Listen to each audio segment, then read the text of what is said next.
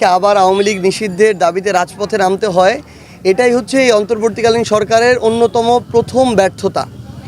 দ্বিতীয়ত, যখন মানুষ আবার রাজপথে নামলো তাদের জায়গা থেকে এবং নামার পরে মানুষ রাজপথে দিনের পর দিন আন্দোলন করলো এবং যমুনা ঘেরাওয়ের পর্যায়ে পর্যন্ত গেল, তখন তারা এই রাজনৈতিক কার্যক্রম নিষিদ্ধের যে ধাপ সেই ধাপে গেল। তিনি যদি এখন বিভিন্ন কারণে আন্তর্জাতিক মহলে মানে বাংলাদেশের মানুষের এত ত্যাগ তিতিক্ষা সব কিছু ভুলে গিয়ে, বাংলাদেশের মানুষের এত রক্ত বিসর্জন সব কিছু প্রাণ বিসর্জন ভুলে গিয়ে নিজের ইমেজের চেক অ্যান্ড ব্যালেন্স করার জন্য তিনি সুশীল সাজতে শুরু করেন এবং সব এই অভ্যুত্থানের মতো এত বড় একটা বড় ঘটনা ভুলে গিয়ে তিনি যদি এই স্টেটমেন্ট আসলে দিয়ে থাকেন যে আওয়ামী লীগ আবার কার্যক্রম আবার সচল করা হতে পারে, তাহলে আমরা শুধু একটা কথাই বলি, বাংলাদেশের মানুষ ছাড় দিতে পারে কিন্তু ছেড়ে দিবে না।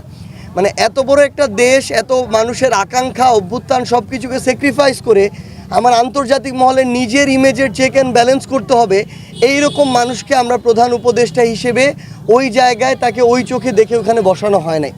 আমরা তাকে স্পষ্ট করে বলবো, তাকে এবং যারা এই অন্তর্বর্তীকালীন সরকারে রয়েছেন, বাংলাদেশের মানুষ ওই একটা প্রশ্নে আপোষহীন, খুনি শেখ হাসিনা।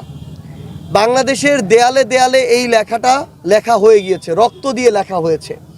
তো যারা এখন অন্তর্বর্তীকালীন সরকারের সুবিধাভোগী তারা তাদের জায়গা থেকে এটা ভুলে যেতে পারে, কিন্তু ওই যে দেয়ালে লেখা আছে যে যেই মা তার পোলার লাশ নিজের হাতে ছুঁইছে, ওই মা কিন্তু এটা ভুলতে পারবে না। তো ওই মা যতদিন না ভুলবে, আমরা যারা এই অভ্যুত্থানে রাজপথে লড়াই করেছিলাম, আমরা যারা ছিলাম রাজপথে, আমরা এটা ভুলবো না, ভুলতে দিব না। আমরা স্পষ্ট করে বলি, এই বাংলাদেশে আওয়ামী লীগের আর কোনো রাজনীতি চলবে না।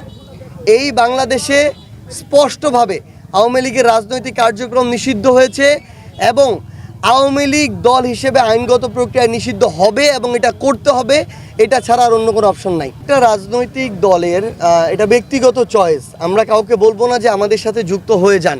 এটা একটা বোঝাপড়ার বিষয়, পজিটিভভাবে চিন্তা ভাবনার বিষয়। বাংলাদেশে মানে গণ অধিকার পরিষদ তাদের খুব স্বাভাবিকভাবেই আমাদের আগেই তারা রাজনৈতিক দল হিসেবে সামনে এসেছে এবং তারা তাদের রাজনীতিটা করছে। খুব স্বাভাবিকভাবেই প্রত্যেক রাজনৈতিক দল তাদের জায়গা থেকে হয়তো ভালো করার চেষ্টা করে, কিন্তু অনেকেরই অনেক সীমাবদ্ধতা আছে, অনেক ধরনের তাদেরকে নিয়ে যেমন প্রোপাগান্ডাও আছে, আবার এমন অনেক সত্যতা আছে যেগুলোর দায় কেউ আসলে নিতে চাইবে না, যেগুলো অনাকাঙ্ক্ষিত, যেটি হওয়া উচিত হয় নাই। সো আমরা একটা জিনিস মনে করি কি, আমাদের মানসিকতার প্রদর্শনটা খুবই গুরুত্বপূর্ণ। আমরা কারোর সাথে যখন যেতে চাইবো তখন মিষ্টি কথা বলবো, যখন যেতে চাইবো না তখন তাকে নিয়ে কটূক্তি করব, এটা হচ্ছে আমাদের মানসিকতার পরিচয়। এটা না করে বরং আমরা একসাথে লড়াই করি, একসাথে থাকি কিংবা আলাদা পথে চলি, আমাদের পরস্পর প্রতি যেন এই সম্মানটা থাকে। আমরা মনে করি গণ অধিকার পরিষদেরও তাদের জায়গা থেকে তারা একটা লড়াই চালিয়ে এসেছে অভ্যুত্থানের সময় এবং তার পূর্ববর্তী সময়ে, এবং আমরা এটা মনে করি যে তাদের অনেক সীমাবদ্ধতা আছে। আমরা সেটা রাজনৈতিকভাবে তাদের যৌক্তিক সমালোচনা করব, কিন্তু তাদের সাথে জোট না হলে আমরা তাদেরকে নিয়ে এরকম আঘাত করে কথা বলবো উদ্দেশ্যপ্রণোদিতভাবে, এই কাজ আমরা আমাদের